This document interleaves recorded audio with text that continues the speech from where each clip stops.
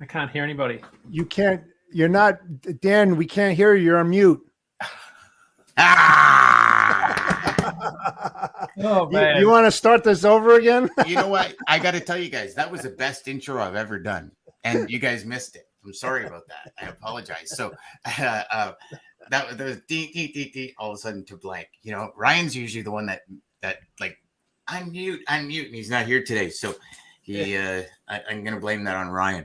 And so Ryan, if you're watching, that's your jam, buddy. Thank you, Stacy. Stacy says you're muted. I appreciate that. And you guys say I can't hear you, Dan. That's great too. Happy Wednesday. You know, I can't believe y'all missed that intro. That was a stellar. I don't think I could ever do that again. I did it all in one breath and everything. It was great. Wow. All right. Well, we saw now I'm left to relish in it. You guys don't get to enjoy it. That's okay. We saw the emotions behind it, you know. And people listening to the podcast are going to be like, what the fuck is going on here? What's wrong with this guy? The one show with Ryan's not around and he goes and messes it up. Boys, how are we today? Awesome. We're great. Yeah, we're great. Good. Yeah. Good. Well, Dean, let's jump right into it, my man. Yeah. I mean, I gave enough of an introduction. You guys all heard it. It was great. So let's just dive right in. Thumbs up. Yeah. It's like the Steve-O. Yeah. From Jackass. Yeah. What'd you call me? All right, go. All right, Dean. So, I mean, big picture, spot rates leveled out in dry van, which was, I thought, a really unusual occurrence post Labor Day. It was a short work week, so normally you see less volume. But the fact that rates stayed flat was really interesting. Last year, they dropped 3 cents a mile. You know, I'm kind of grasping at straws here, looking for any sign that the market is bottoming out, but capacity is still leaving the industry. Rates are still sort of, you know, hovering down around these, you know, $1.59, $1.60 levels, excluding fuel. So, but still, you know, for brokers and carriers, still good opportunities on the margins, sort of in the regional markets. Not all doom and gloom. Contract rates still coming down, but at a slowing. They're not dropping as fast as they were. So when you look at RFPs in the sort of last 60 to 90 days, they're coming in single digit decrease range, not double digits anymore. So that's sort of the broad picture. We did say, I think a few weeks ago, that we thought July may have been the peak in imports. I was wrong by about 0.6%. Imports went up. That is unacceptable. Shame on you. Unacceptable. Imports, oh my God! I don't know how you're still employed. Yeah. Really. Imports went up 0.6% month over month. So we missed that. Still down about 11% year over year. So total import volume came in at 2.3 million containers. When I have a look around the market, you can see a couple of interesting data points. What was surprising, though, I think there's lots of talk about excessive inventories being whittled down. That was part of the thesis that we weren't going to see a strong peak season. It's not unusual for August to be higher than July, but not by much. In most years, I will say that August is kind of when it tails off. You don't normally see volumes this high when you. Dan, if you can throw up that chart, are you able to throw up that chart that I had? I am. That I did do properly. You can put into perspective what I'm talking about here. The orange line is this year, and you can see that we're above 2018, which was blue, and the purple line is 2019, which wasn't a great freight year. And the other years are the pandemic influence years, 20, 21, and 22. So they're not much to go by. But even in 2018, we saw a big surge in imports, even as late as October. But I think a lot of that was driven by break bulk volume, particularly along the Gulf Coast, because it was such a strong industrial economy. So that's where we sit. Peak season, I don't know that we've seen the tail off that we thought we'd see. We'll just have to see if volumes fall off like they normally do. But Los Angeles number one. I think that the data points that I'd like to sort of draw your attention to, and you haven't got a chart for it, but you can see the big red circles there. That's New York. And then underneath that, you go down to some of the bigger ports. Blue ports are Savannah. The orange ports are Los Angeles, Long Beach. And Houston is the green circle down the bottom there. That's where most of our volume comes into the country, containerized volume. Yep. Number one port, Los Angeles. No surprise there. Number two, New York. There's a big difference, though, in import volume. Los Angeles import volumes continue to climb. They are up 18% month over month and up 9% year over year, which I'm surprised at. But on the East Coast in New York, imports are down 4% and down 18% year over year. So the shift in imports away from the West Coast to the East Coast has certainly slowed down. And if anything, reversed back to that long-term trend of the bulk of the imports coming into the West Coast. Of course, good reasons for that. You've got water restrictions in the Panama Canal. You've got the July, the agreement between the longshoremen has been ratified. And of course, you don't have any congestion. Plus, intermodal and truckload rates off the West Coast are particularly low at the moment. So it's attractive for shippers to move a lot of that freight inland. So East Coast volumes down 4% month over month. West Coast down 6% month over month. Gulf Coast was up 2% month over month, although not a significant amount of volume. A couple of other data points that stood out to me at the commodity level. Furniture is still the number one commodity, has been for years. It's about 12% of all containers are furniture. Next nearest is plastic products at 5%, and then auto parts at 3% of volume. A couple of big movers on the commodity front. This is really interesting. Menswear import volumes continue to climb. Menswear volumes are up 230% year over year, with about 20% of containers coming into Los Angeles, Long Beach, and New York. So they account for about 63% of all of the containers in those three ports. But menswear volumes are up substantially, and I wonder whether that's got a lot to do with us all going back to work, more or less. I know I've been out buying a bunch of new clothes recently, so that could be part of it.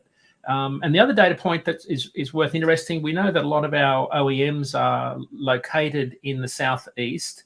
So it's no surprise that semiconductor chip imports along the Gulf Coast are still surging. They're up 3% month over month, but up 525% year over year. That's semiconductor imports along the Gulf Coast. Auto parts are a big commodity in general for the US. They're number three. But the Gulf Coast is seeing their highest volume of auto parts imports in 5 years, up about 16% year over year. The big ports are Mobile and Houston. So that's where you're seeing a lot of that auto parts. Again, no surprise that the auto parts and semiconductor chips are coming into those ports. I'm just surprised that it's up so much. And maybe that, Jeff and Dan, that could just be sort of a catch-up effect where people are finally getting some of their semiconductor orders fulfilled from overseas. So that's sort of the wrap on imports. I think it's good news that we're seeing volumes still remain fairly elevated. Even And though, Dean, would that not, obviously, with the time that imports, like imports landing today, had shipped 30 plus days ago from Asia, right? Like, let's call at it, least, just use Asia. Right. So are we going to see more of these ports because 30 days ago, like the labor strike at the Western ports was looming? People might not have wanted to get caught, kind of like the same thing when, we see, yellow going down, people transition over to other companies to move their LTL. Do you think that's probably some of what we're seeing for other ports, or is it just now these things are going to start happening at these ports all the time because of ease, the Panama Canal? Like, where do you kind of see that variable kicking in? But just sort of anecdotally, based on what people have been talking to, is that folks have, shifted that discretionary volume back to the West Coast. Remember, if it's only 21 days sailing from China to here for a lot of those imports, a lot of those folks made the decision to reroute those vessels, pretty quickly. I think as soon as the strike was ratified. So, I think Dan, you're seeing a shift back to more normal volumes, more typical volumes around the port. So I think that East Coast shift is starting to fall off. Got it. Okay. Yeah. Hey, Dean, can you confirm that July was the peak? I know we talked about that last week or the week before. What do the numbers look like on that side? July or August? July. We were talking about, whether or not we would see a peak in July and it starts panning off. Yeah, we're off 2.93 million containers versus 3.3. Sorry, I'll start again. 2.293 versus 3.306 in August. So almost 307,000 more containers. Okay. In August than July.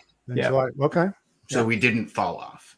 No, up 0.6%. So no, it didn't fall off. That's what I was saying. Now, is that your meteorologist 0.6% that you were off? Is that because they're wrong every day and still keep their job, Dean? So you got that was because of their geographicality. What's the geographicality of it all, But that's all. I mean, I think that's all good news that we're seeing imports come in. When you look at the spread between all the commodities, no major movers there. I will make one point though. When I look at the megatons, when I take off containers off my dashboard and just look at break bulk, because break bulk is primarily going to be your flatbedders, your bulk. It does include petroleum and chemicals, so there's a lot of bulk in that won't end up on a barge. But your biggest break bulk ports, because of crude oil, are going to be New York and Houston. They're your number two ports. Again, no surprise there. Break bulk import volumes are sitting about 7% lower year over year. And if I could look at, we saw a lot of, so Houston's number two for break bulk. It's down about 12% year over year. I don't have time I could look at just machinery and things like that and take out crude if I can get a minute to do that. But break bulk is certainly one that I watch because it's not like containers. It's mostly, you're going to see it mostly along the Gulf Coast, all the way from Galveston, all the way around to Mobile. Most of your break bulk comes into those ports, which is partly, what does that loss equate to, Dean? Like what are we talking? Yeah, so the decrease year over year, what would that equate to in like rail cars, truckloads, like from a freight perspective? Yeah. I'm just trying to find. It sounds like a lot of weight. Like that would be significant. Just pad. We're doing 42.5 on the rail and 44,000 on OTR. Well, because you could do 55 in Canada on rail. Yeah, 42.5. So it's a difference. It's a difference of 4 million tons. Wow, shit! It's down 2 million tons year over year across the country. Yeah, that's a lot. Yeah, that's a lot of freight, man. Yeah, imports. That's good though. Reefer's also down. Also, let me just apply. Refrigerated volumes are down. Also, which is again consistent with what we're seeing in the spot market for refrigerated carriers. Volumes are down 7.7% month over month, down about 2% year over year, but at the lowest level since 2018 for refrigerated imports. Okay. So, when you add in lower produce volumes, lower refrigerated imports, you can see how that starts to, play out across the entire freight market, not just truckload, but intermodal also, because those volumes are certainly not performing like they would like to. Yep, that makes sense. A bit of useless trivia. The biggest commodity imported is bananas, 26%. Is the biggest container import commodity. I know a lot of those go into Houston and San Diego.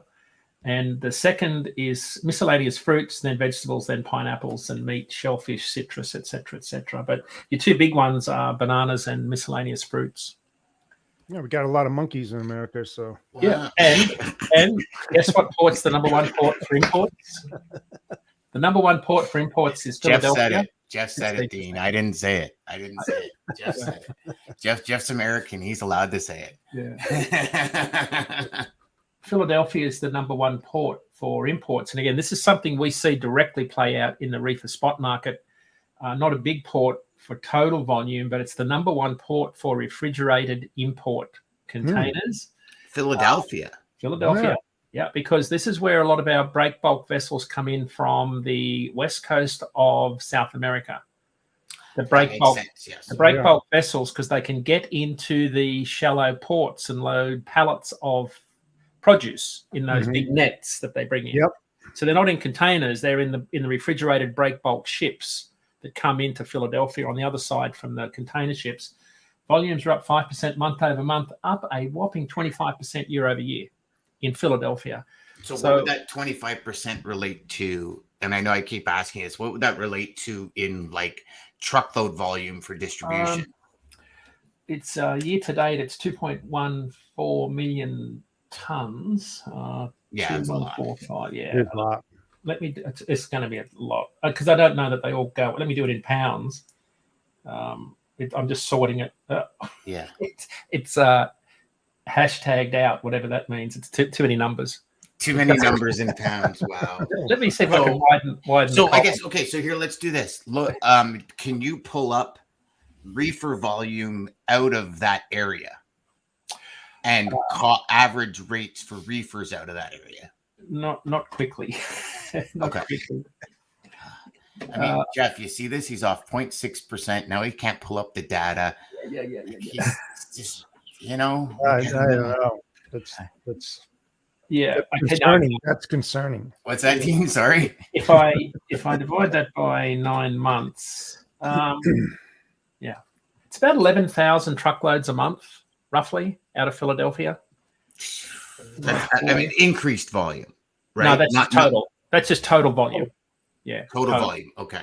It's about 3,000 truckloads a week, which is about on the money if you go down there to the marine terminal and have a look at those trucks running in and out. There's hundreds there every morning looking to load. So, not that's just useless trivia there, right? So what else do we need to talk about that's important? Well, we need to talk about the UAW. Oh, yeah. I think, I don't know if you caught our show yesterday. It's obviously expires Thursday night. So it's tomorrow night, Thursday night, that the agreement expires. Yeah. And of course, there's a good chance. I mean, there's been some pretty heavy rhetoric around this. The UAW has a history of strike action, so this wouldn't be unusual. Jason Miller on our show yesterday put some numbers around this, and he'll probably have a LinkedIn report out on this. But what he did in support of the workers, because the gap between where the UAW want wage increases at 40% and where the big automakers are at like 10% roughly, there's a big gap in what they're looking for. Big gap. Put it into context. Jason went back and had looked at their wages back in the early 90s, and it was adjusted for inflation. It was the equivalent of about $40 an hour. Yeah. Adjusted for inflation today, it's equivalent to about $27 an hour. So that sector has seen massive decrease in real wages over the years. And that's their argument. You've had massive profits on the corporate side. We've seen real wage growth decrease over time. So, and he put into context what that would mean for the freight market, which I thought was fascinating. He said, a strike in that area, like if we had a strike of a few weeks, that would mean his ton mile index, based on the decrease in auto parts, chemicals, steel, right, would see about a 3% drop in October in the ton mile index. He equated a 3% drop to the polar vortex in February 2021, that magnitude of disruption. And he went on to say, because we were hammering him about, well, when's the market going to turn, and is it going to be Q2 of next year? And he said, if we had a 6-week strike, we're looking at a freight recession. So what he said is, if we have a long-term strike, there is no chance we see any freight recovery this year. No chance. None. Zero. Yeah. So that sort of puts us back into that Q2 of next year. So it will have an impact if it's a long one, Dan. That's the point. If it's an extended strike, it will have a significant impact on the truckload freight market, especially for folks that are involved in, chemical production. If you need less, you need less paint, you need less resins, you need less chemicals. You need less steel, you need less wiring, auto parts, harnesses, imports start to fall off. So there's lots at stake here. And lots at stake, like regionally as well. Yeah. Well, if you just think of all the companies that contribute to the automobile world, right? It's huge. The amount. Yeah, I mean, you think about the tier 1, tier 2, tier 3. Yep. Suppliers and vendors out there. It affects all of them. It really does, and especially all like, let's just name it, all the Ford PDCs that are out there. They're like, there's, I believe, 18 HVCs, high velocity centers, that have all the small parts and everything. There's going to be a lot of upset customers out there and dealerships that can't get these critical VOR orders, the vehicle off the road orders, and think what that's going to do when they go back online in the repair shops and the line out the door. You can see all those disruptions going for miles and miles on the repair side of that business. So yeah, it's going to be bad if that happens. Really, really bad. Yeah, and we just seem to have just got the whole semiconductor thing up to speed. Right. Because I know a buddy of mine,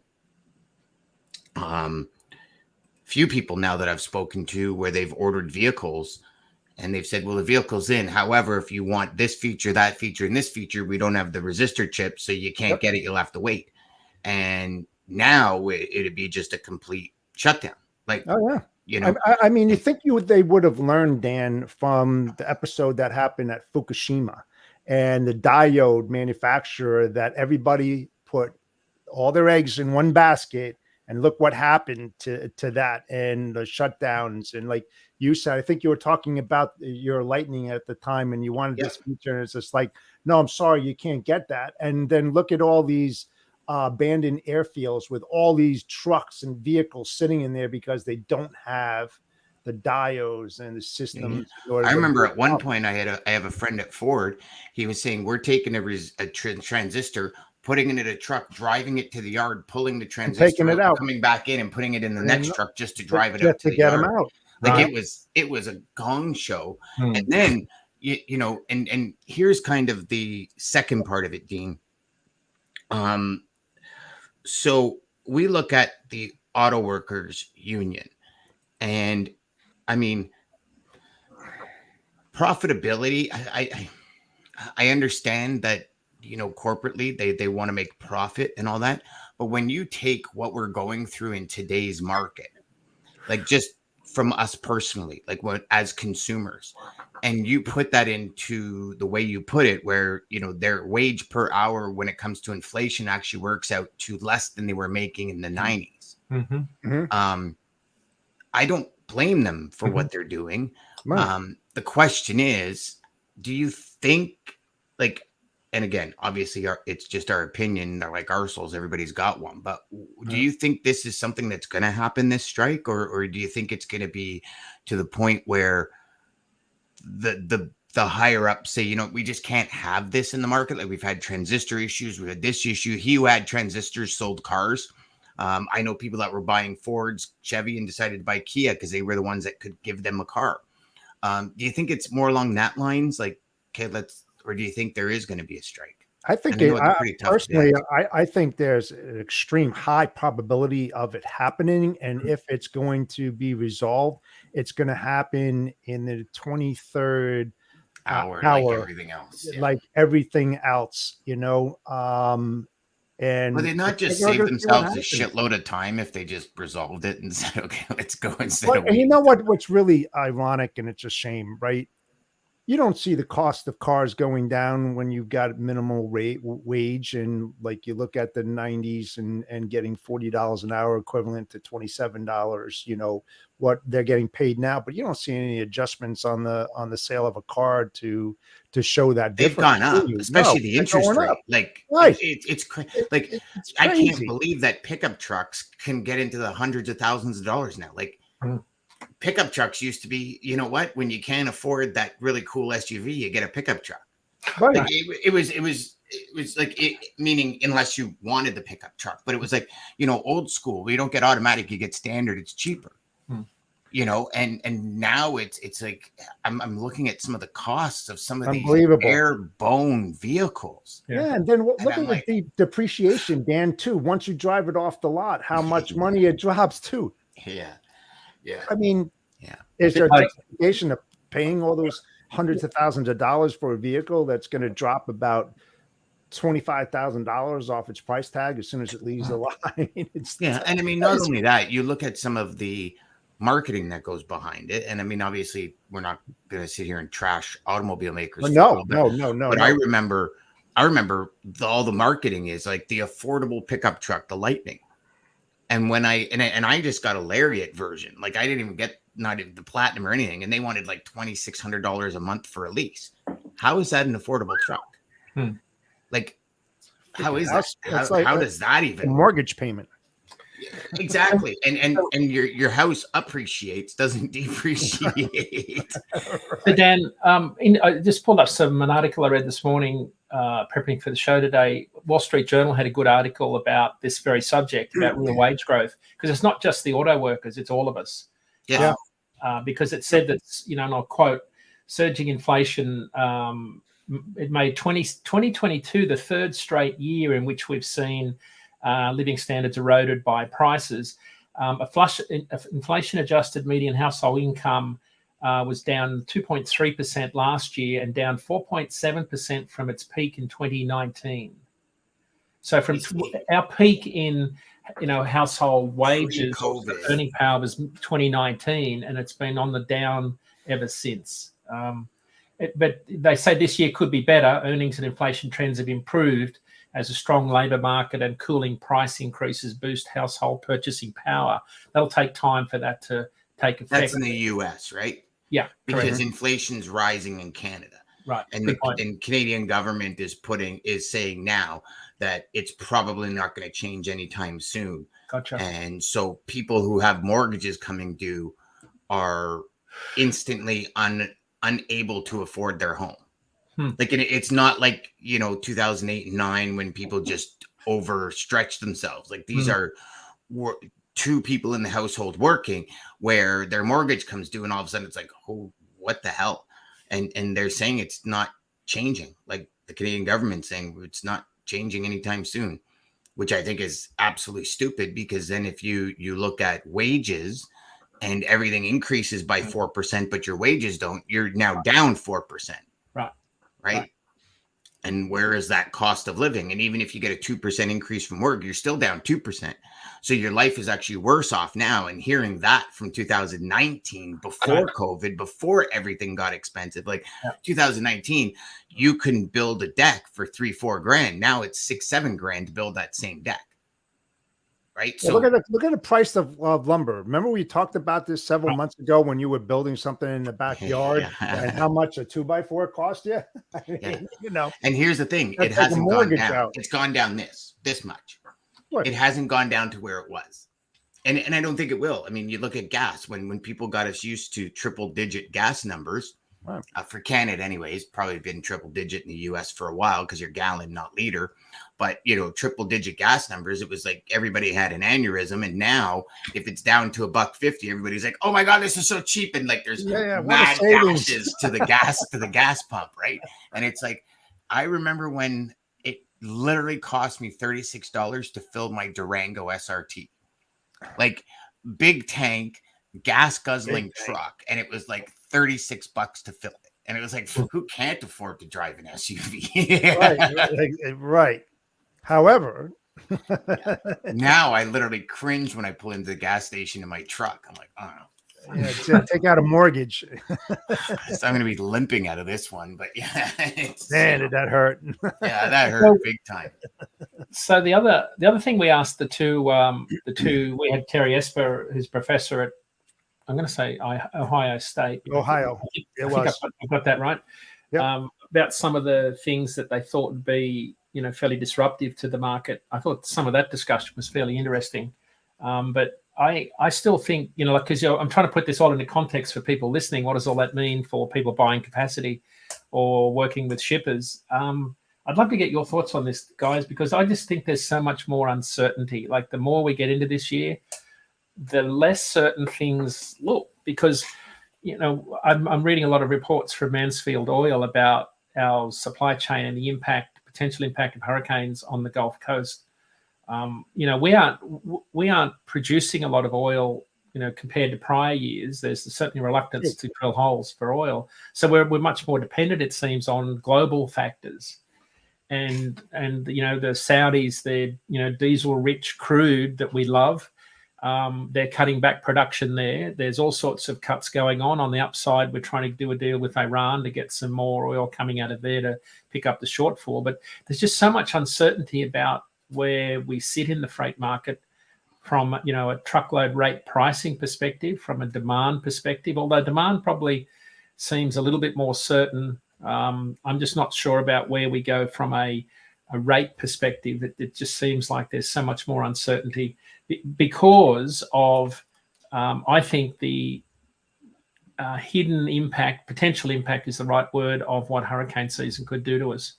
I just don't. I mean, we're about to get hit by one coming up the East Coast here in Boston and through New England. Yep. We're going to get some wind and rain, Jeff. I don't know if its track is going to take it close to where you are, closer. No, it's actually supposed to go to Nova Scotia. Yeah. So they're the sorts of things you're talking about. Guys are talking about Lee, right? Lee. Yep. But the wild card is, as I said on our show yesterday, is a rapidly intensifying hurricane through the Gulf into Gasoline Alley.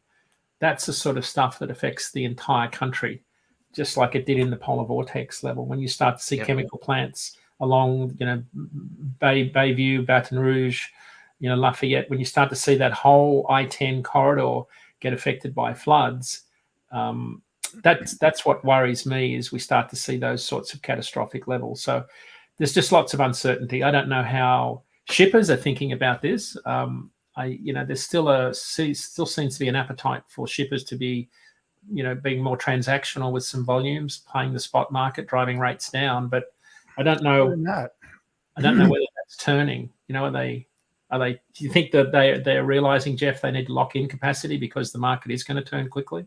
Well, personally, the way that I look at it, and again, it's just my own opinion, it's a lot more than just freight. When the pressures are on a logistics manager to cut cost and they don't have the freight to ship, right, but still the demand is there to cut cost, you have to start looking internally at all the deficiencies and inefficiencies that they have and on their production and what's not working correctly. Why aren't the wheels spinning the way that they should? And that's where the gold is. At least for me, that's where the gold is. It's not on the outside, it's on the inside. And that's where you can uncover the hidden bank opportunities, because there's so much more that a logistics manager can save internally, right, that will offset the external cost savings that they just don't have right now. I mean, I think we can all agree that it's still a bear market. The freight isn't what it used to be, and what they budgeted and forecast, it's not there. Right. So you have to be more creative and have other solutions up your sleeve to start really digging into their operations rather than working from the outside. And I said it so many times, you have to go to the inside and you have to find that hidden bank opportunity. Is that Jeff, because primarily a lot of those savings get to come from labor costs? Well, it's that. I mean, it's the efficiencies, looking at how productive they are. We used to look at worksheets per man hour, and now you've got limited freight going there. You got limited work. So how can you take that workforce and start switching it around into different areas of the operation to be more efficient, to find different ways of cutting cost? I mean, that's the way that I was trained, what I had to do. The freight was the easy part. It was the internal operations and the mechanisms that make everything work is where the real dollars were. Sure, there's a huge savings on the freight side. Of course, that's the biggest part of logistics, but there's a hell of a lot of money to be had internally. There truly is. Yeah, especially if you go from busy season shipping 30 loads a week to 10 loads a week because nothing's really happening. That extra 20 loads a week, 2-3 loads a day, 4 loads a day turns out to be quite a bit of freight and manpower that you don't need anymore. And the question is, what do you do? Do you reapply them to different departments? Do you let them go? Do you put them on furlough? Do you, what do you do? And, it's an interesting question, Dean. I've got a few meetings coming up this week and on Monday with traffic managers. And what I'll do is I'll ask them and get you like an answer from a couple for next week, because I know one personally they have a massive budget and they're not actually constrained with purchasing. They're constrained with materials. Like their constraint is they can't get enough material to produce their product. And they do hundreds of loads a day. I'll ask him right away, like, what are you doing? And I have a feeling he's probably just talking to his team, saying like, here's the issue, here's what we're facing, just bear with me, kind of thing. Like we went from 26, 27 loads a week to 50 something, and then all of a sudden the next week 0. And obviously we call and ask, and they said, listen, we just can't get the product, can't get the raw material to make the product. Give us 2 weeks. We had 0 freight for 2 weeks. All of a sudden we got 36 loads.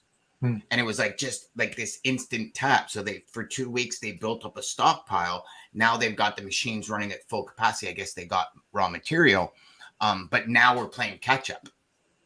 So now the company is still trying to source from all over the place to play catch up. And, other one, I was speaking to Greg tomorrow. I'll ask him too, because he's retail. Yep. And I know we were talking just briefly via text the other day, and he says, just waiting for the retail to kick in. We're supposed to have a great retail season is what, all the experts are saying on his side. So I'll ask him again. I'll ask a couple and I'll report back next week for you guys. Yeah, that would be great if you could do that. But here's the other thing that people fail to recognize is that when you have a market like this, traffic managers and logistics managers always go on the defensive side. And the reason is that what we were talking about, less work, furloughs, being laid off, all that. So when you're an outsider going in and you're trying to help them out, they go on a defensive side because they think you're trying to take over their job.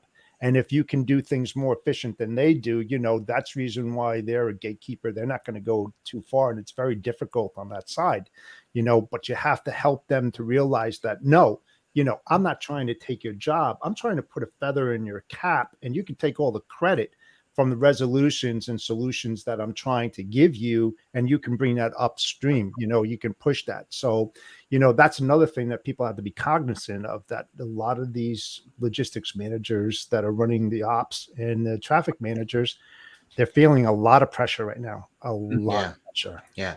And they'll never tell you. No.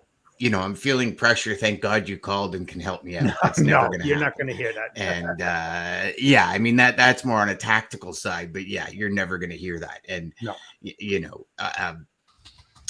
I've said for a while now, and I'll continue to say it, like, now is the time to build those relationships, because the market will turn. We all know the market will turn. You want to put yourself in the position, not today, but for next year? You know, you have your goals now, but are they going to meet your objectives in 2024? And we're talking about the first and second quarter of that year. So where are you? Are you positioning yourself right now, building these relationships, so when that market flips, you're right there where you need to be?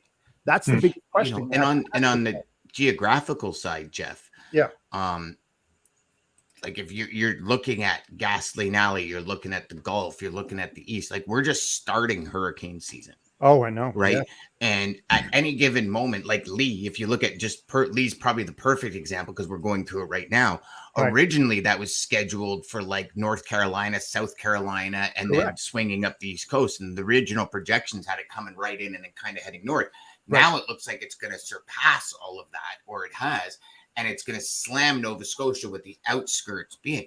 So we're one incident away from FEMA sucking up hundreds of thousands of trucks in a specific area where these storms are imminent, right? So if you're in those areas or you're soliciting people in those areas, just know it can turn at the drop of a dime, like, and seriously turn where they go from massive capacity to zero capacity, and all of a sudden numbers, you know, one truck to every 5 loads. Now it's like, here's my price. Who's going to pay me? That's right. So like, that's, you know, and I don't mean this in the wrong way, but that's the beautiful thing about our industry is it can change so rapidly. Like everything we're talking about right now can be totally irrelevant in 12 hours. Absolutely. I mean, it would take that magnitude of something for that to happen, but it's the fact that it could be totally irrelevant in 12 hours. And but there's a high probability of that too, what you're talking about, because look, the hurricane season actually started earlier than predicted, right? And I mean, you just look at all the names they've already had listed, you know, 18 and already, I think. I know, and it's like going down the Bible Belt and coming into Galveston and coming up the Atlantic and even coming into the Gulf. I mean, it only takes one thing, and then that would just upset the apple cart, more likely on the flatbed than on the dry van, but it will affect the dry van because you're going to need some dry van material down there to help them rebuild. But in a flash, you know. Well, if you look at the polar vortex, right? If you just look at that polar vortex that came through Texas 2 years ago, or was it 2020? I think it was 20, wasn't it? 20. I think it was 20.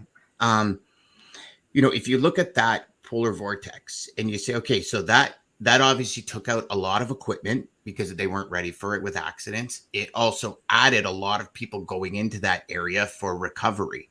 But not only that, you look at the commodities that were bought. Like we went from being able to buy and install a pool in like 3 weeks to like 8 months to get a pool filter, like just a filter pump or a filter. And so one thing like that happens again, commodities that we already know are tight to begin with, will all of a sudden become tighter. And then what happens to the cost of those commodities? It goes up because there's more demand for it. And it's this like instantaneous cost goes up. Okay, how do we get a truck there to get it? Well, that just went up. And it's a flip, like it's literally as fast as a flip of a coin. So it'll be interesting to see what pans out here until, you know, the holiday season and we get through this hurricane season. But there's always something that's going to come into play, like always. I mean, you look at it, 2019 was a gong show year, right? And then all of a sudden COVID kicked in and it turned the market right around, right? Like, hey, look, listen, guys out there who's listening, you know, we're not hoping that this happens. We don't want that to happen, you know? No. But the thing is that you need to look at the what if scenarios. And when it does happen, are you going to be able to recover and recover quickly? What's your plan? What are you going to do? How are you going to mobilize, you know, your assets or your customers? How are you going to take care of them when, you know, that capacity depletes? And if you've got customers already using flatbeds, they're not there because they're carrying lumber and plastics and everything down to those devastated areas. 21. What are you going to do? What are you going to do? Yeah, we were wrong, Jeff. It was February 2021 that the was it 21? Vortex, okay. So Dean was correct on that date. He's 0.5% off now. All right. Thank you, everybody, for watching Data Day. Hope you guys gain some knowledge, some cool things. Take that data that Dean showed you. Rewind this show if you did.